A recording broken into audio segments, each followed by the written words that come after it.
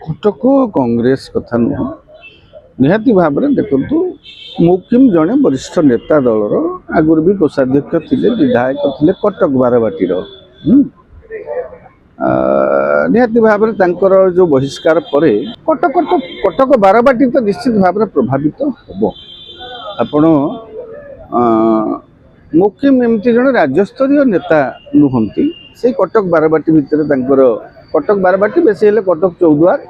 कारण कटक जिलार सभापति हिसाब से आपणकर सभापति पतिआरा सेतेबेले जना पड़े जेतेबेले विभिन्न निर्वाचन मंडली रे जनमत प्रार्थी सपक्ष आसे तेणु मुकिम बाबूंकर कटक जिला संगठन को मजबूत करिवारे किति कार्य दक्षता जो रही एटा गत विगत बा पूर्व निर्वाचन गुड़िकर परिणाम को देखीदेले आम जापर आपण मैंने से देखिए कौन है मु तो जानी हाँ मोटामोटी भाव में राज्य कांग्रेस रे सेमती किछि मु तो भावुनी जेहेतु से राज्यस्तरीय कौन पदपदवी नथिले हाँ राज्यर किछि अंचल समर्थक अच्छा जो माने कि सहित जोड़ी होगी सब था अल्प किसी अंचल निहाती भाव से वरिष्ठ नेता जहाँ भी कटक जड़े दबदबा थिबा नेता कटक बारवाटी दबदबा थिबा नेता हाँ तेणु तांकर जीवाटा कटक बारवाटी निहाती भाव में कांग्रेस प्रभाव पकेब निहाती बीजेपी फायदा साबित हो शुणु बर्तमान से बीजेडी रे वैकेंसी ना बीजेडी की जीवार स्थिति भी ना से बीजेपी रे भी सेमती गत थर पूर्ण डॉक्टर जनाशुना डॉक्टर पूर्ण सार ठिया होते से भी सेते ये करें ना सेठी भी बीजेपी रो प्रेजेंस समीर दे चलीगला सेठू कटक बारवाटी समीर दे से भली जड़े प्रभावशाली नेता सेठी मुंड टेकी नहांती कांग्रेस रे किछि ना किछि ये जेहेतु कांग्रेस रो विधायिका अछंती मुकिम को झियो हेले मध्य सोफिया तो कांग्रेस रो विधायिका अछंती ना तेणु कांग्रेस रे जड़े प्रार्थी अछंती बीजेपी रे किछिटा स्पेस अच्छी जदि मुकिम कौन करेंगे परवर्ती पर्यायर मानसिकता कौन कारण से जो चिठी लिखी से चिठीटा निश्चित भाव में से लेखिक जानी मो विरुद्ध कार्यानुष्ठान होगा निश्चित कारण एभली चिठी केबे लेखा एभली चिठी लेखिक बिना कार्यानुष्ठान रे गोटे प्रक्रिया सरीबो ताहा कहवा कारण जिनस हूँ सोनिया गांधी की आप चिठी लिखुं राहुल गांधी विरुद्ध में बुझीपार्छन तो देश रे कांग्रेस स्थिति ठीक काम परिचालना ठीक नहीं बोली आप लिखुंट लेखिले लेखिले पुणी गणमाध्यम डाकिक प्रचार कले दलीय श्रृंखला भितर जदि करते हुए तो सेटा कौन होता सी मानसिक स्तर प्रस्तुत थिले जे एभली किछि होबाकू जाउची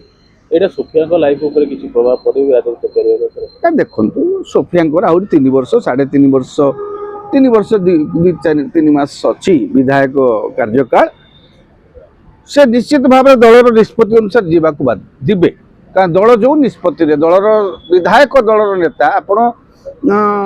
दलीय संगठन भितर कौन कर सभापति पदक्षेप को नजरअंदाज कर दे पारती किंतु विधानसभा रे आपण दलर जी विधायक दलर नेता जो निष्पत्ति जो हुई देबे बा निष्पत्ति नेबे से ताको मानिबा को पड़ियो कारण कांग्रेस दलर विधायिका मो बाबुनी हाँ निहाती भाव में किसी अपदस्थ परिस्थिति रहिबो जहा हेले बापाटा निलंबित होईची माने झियो को टिके तो अस्वाभाविक परिस्थितिर सम्मुखीन हबाकू पड़िबो तथापि से कांग्रेस विधायिका भावे निमु भावुची श्रृंखलार सहित 3.5 वर्ष जो 3 वर्ष 2 मास अच्छी ताकू कार्य करेंगे प्रभाव पड़ो टिके किंतु सेतेटा प्रभाव पड़ोनी तांकर भविष्य उपरे ए सब घटना पर कटक रे किए फायदा नबो बोली आपन आशा हो कटक रे कहीं फायदा नवा स्थिति रे नाहंती कारण निर्वाचन बहुत दूर अच्छी 3 वर्ष पर समय अच्छी सेठी सोफिया वर्तमान सभानेत्री अच्छी सॉरी विधायिका अच्छी सेठी कांग्रेस भी आउ जने सुरेश महापात्र से अंचल से जने नेता अच्छी हाँ अन्य नेता माने मध्य कार्य करुचंती बीजेपी रे जेहेतु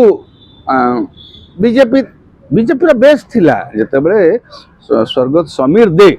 जेतेबेले संगठन संभाळु थिले कटक बारवाटी रे तांकर दबदबा थिला तांको परे सेम गोटे दमदार नेतृत्व किए नाहांती ଯଦିଓ ତାଙ୍କର ଆଶାୟୀ ପ୍ରାର୍ଥୀ ଅନେକ ଅଛନ୍ତି, ସୀତମ ଦାସ ଅଛନ୍ତି, ଅନ୍ୟ ନେତା ବି ଅଛନ୍ତି 3-4 ଜଣ ଅଛନ୍ତି, କିନ୍ତୁ ସେତେ ପ୍ରଭାବଶାଳୀ ହେଇପାରି ନାହାନ୍ତି। ଗତ ବିଧାୟକ ନିର୍ବାଚନରେ ଯେ ଡକ୍ଟର ପୂର୍ଣ୍ଣମା ସାର୍ ଠିଆ ହେଇଥିଲେ ସେ ବି ସଫଳ ହେଇପାରିଲେ ନାହିଁ। ତେଣୁ ପ୍ରଭାବଶାଳୀ ଢଙ୍ଗରେ ଏଇ ମୌକାର ଯଦି ଫାଇଦା ଉଠେଇକିରି ବିଜେପି ଯଦି ଚାହିଁବ, ଯେହେତୁ ସରକାରରେ ଅଛନ୍ତି, ସେମାନେ ନିଜ ପାଇଁ ସ୍ପେସ୍ ତିଆରି କରିପାରିବେ। ହେଲେ ସ୍ପେସ୍ଟା ତିଆରି କରିବା ମାନେ ବିଜେପି ସେଇଠି ସ୍ପେସ୍ ତିଆରି କରୁଛି ମାନେ ସୋଫିଆ ଫିରଦୋସଙ୍କର ଭବିଷ୍ୟତ ଫ୍ୟୁଚର ପ୍ରସ୍ପେକ୍ଟକୁ ହାନି କରିକିରି ଆଗେଇବ। ମୁକିମ ଚାହିଁବେ କି ତାଙ୍କ ଝିଅର ଭବିଷ୍ୟତଟା ସେଇଠି କ୍ଷତିଗ୍ରସ୍ତ ହଉ। ତେଣୁ ଗୋଟେ ଗୋଳିଆ ପରିସ୍ଥିତି ଅଛି, କ'ଣ ହବ ଆଗକୁ। ଦିଲ୍ଲୀରୁ ଫେରିଲା ପରେ କଂଗ୍ରେସ କଟକ କଂଗ୍ରେସର ନୂଆ ମୋଡ଼ ସାମ୍ନାକୁ ଆସିବ। ନିହାତି ଆସିବ। କଥା ହେଉଛି ଜଣାପଡ଼ିବ ବର୍ତ୍ତମାନ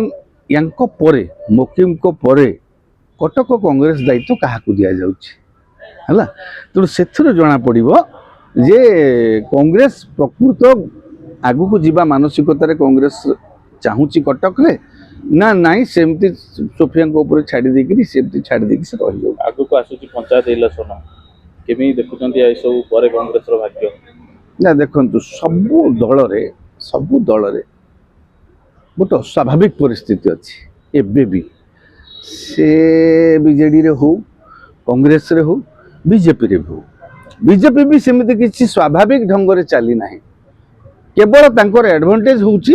ସେମାନେ ସରକାରରେ ଅଛନ୍ତି, ସରକାର ଗଭର୍ଣ୍ଣମେଣ୍ଟ କ୍ୟାନ୍ ଡୁ ଏନିଥିଙ୍ଗ, ବୁଝିପାରୁଛନ୍ତି ତ। ତେଣୁ ଯେହେତୁ ବିଜେପି ସପକ୍ଷରେ ଗୋଟିଏ ରହିଛି, ସେମାନେ ଶାସନରେ ଅଛନ୍ତି, ନହେଲେ ପ୍ରତ୍ୟେକ ଦଳରେ ଗୋଟେ ଅସ୍ୱାଭାବିକ ସ୍ଥିତି ଅଛି ଦଳୀୟ ସଂଗଠନକୁ ନେଇକରି। ଆପଣ ଦେଖନ୍ତୁ, ଏ ପର୍ଯ୍ୟନ୍ତ ସରକାରରେ ଥାଇକିରି ବି ମନ୍ତ୍ରୀ ପଦ ଫିଲ୍ଅପ୍ ହେଇପାରିଲା ନାହିଁ, କର୍ପୋରେସନ ବୋର୍ଡ ନିଯୁକ୍ତି ହେଇପାରିଲା ନାହିଁ, ଅନ୍ୟାନ୍ୟ କାର୍ଯ୍ୟକ୍ରମ ସେମାନଙ୍କୁ ଯେଉଁ ଜିନିଷଟା ହେବା କଥା ହେଇପାରୁନି। କୋଉଠି ନା କୋଉଠି ତାଙ୍କର ଗୋଟେ ହିସାବ ଛିଣ୍ଡୁନି। ସେମିତି ବିଜେଡ଼ିରେ ମଧ୍ୟ ପାଣ୍ଡିଆନକୁ ନେଇକରି ବା ଇଏକୁ ନେଇକରି ବର୍ତ୍ତମାନ ତାଙ୍କ ଦଳ ଭିତରେ ଗୋଟେ ଚାଲିଛି ମାନେ କ'ଣ କସ୍ମାକୁ ଯେଉଁ ଭିତର ଅନ୍ତର୍କ ଲଢ଼େଇ ଚାଲିଛି, ଦଳୀୟ କନ୍ଦଳ ତାଙ୍କ ଭିତରେ ଚାଲିଛି। କଂଗ୍ରେସରେ ଦେଖୁଛନ୍ତି ବର୍ତ୍ତମାନ ଏଠି ପଦାରେ ଦାଣ୍ଡରେ ପଡ଼ି ହାଟରେ ବଢ଼ୁଛି। ତେଣୁ 3 ଦଳ ସ୍ଥିତି ନିଜକୁ ସଜାଡ଼ିବାକୁ ସମୟ ଲାଗିବ। ସମୟ ଅଛି, 1.5 ବର୍ଷ ହାତରେ ଅଛି। ଯଦି ତା ପୂର୍ବରୁ ସିଏ ସଜାଡ଼ି ପାରିଲା ନିଜକୁ, ସେ ବିଜେପି ସଜାଡ଼ି ପାରିକିରି ଆଗକୁ ଗଲେ, କାରଣ ବିଜେପି ସରକାରରେ ରହିଛନ୍ତି ବୋଲି ଯଦି ସରକାର